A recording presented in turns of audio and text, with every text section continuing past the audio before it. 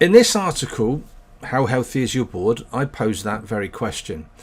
An opportunity of reflection in terms of, taking a look at your board members and how do they turn up around the table.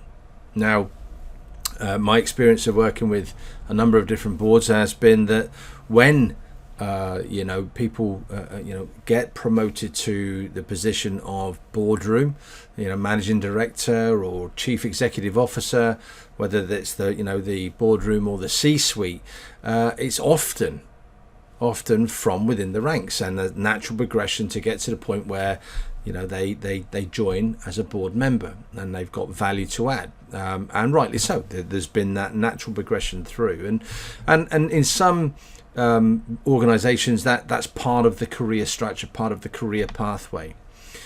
However, when you look at your boardroom in terms of the focus it has on organizational health and the very best interests of the organization, how healthy is the board? Now, one litmus test you can do is Patrick Lenciani's 5 dysfunctions. And that is something that I work a lot with boardrooms in terms of actually developing and bringing in those 5 dysfunctions of making sure that there is a strong sense of trust around the boardroom, that there is healthy conflict, there is commitment, accountability, and ultimately people are results orientated.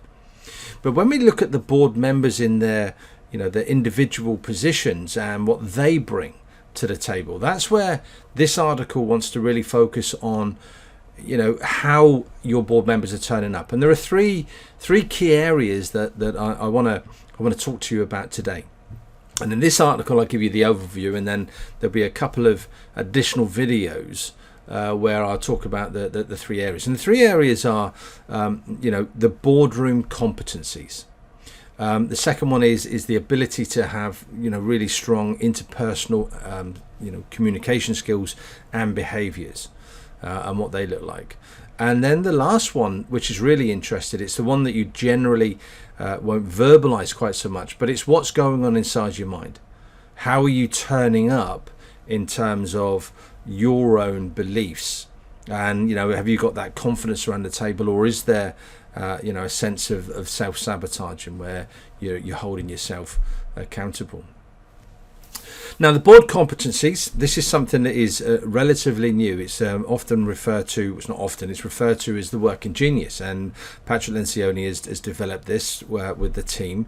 And as part of the Table Group and Kappa Pro, I've been working with Patrick and the team with regards to how we can implement this within organizations. And so the area of competencies that we look at are formed by 6 key areas. And I'm going to dive into these in more detail in the associated video. But to give you the 6 areas, it is the area of wonder, or the genius of wonder, of invention, of discernment, of galvanizing, of enablement, and tenacity. And in short, you want a balance of those geniuses from around the table.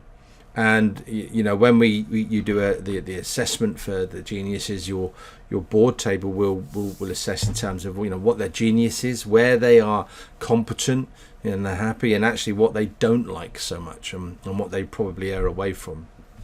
And in short, if I were to give you a very brief example of this one, if you think for a moment that your boardroom has a lot of tenacity, a lot of your board members are very tenacious in terms of actually going out there and getting the job done. Well, the reality on that is actually we probably don't do a great deal of blue sky thinking. There's probably a very voracious and vociferous board meetings because everybody wants to go out there and get stuff done.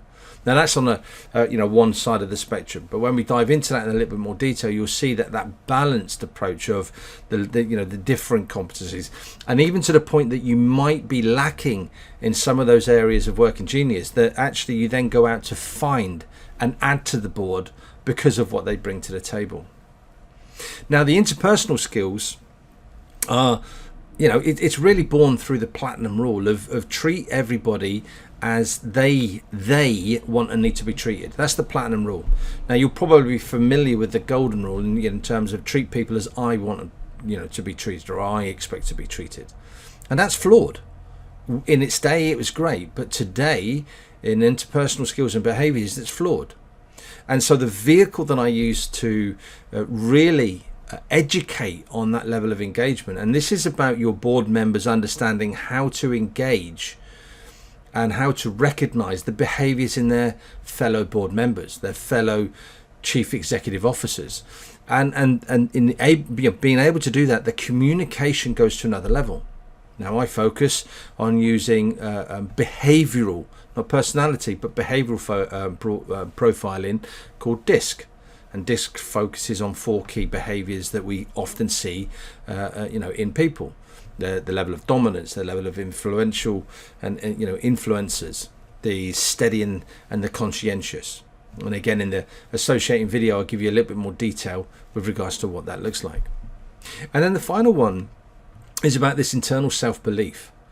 And what you don't want is your board members turning up at the table, but inside they are dealing with saboteurs. They're dealing with their own saboteurs. That there are elements in terms of what they think which holds them back from truly engaging around the board table. And this is driven by the character that we all have, known as the judge.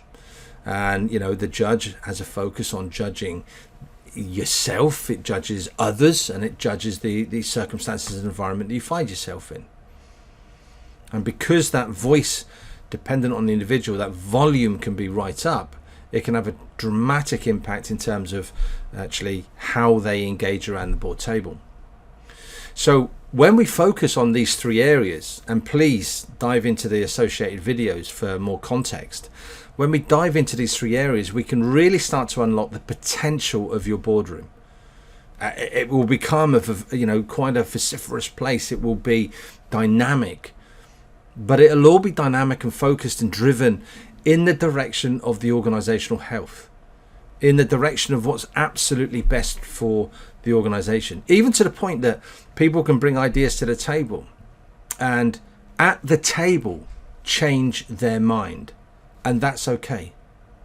So I hope this is an interesting article for you. Please, whether you just watch the video or you're going to read the actual article itself, it's not too long. If you want more information on it, reach out. Conversation costs nothing, and I'll be quite happy to give you some insights as to actually how this might benefit your board. Thanks a lot.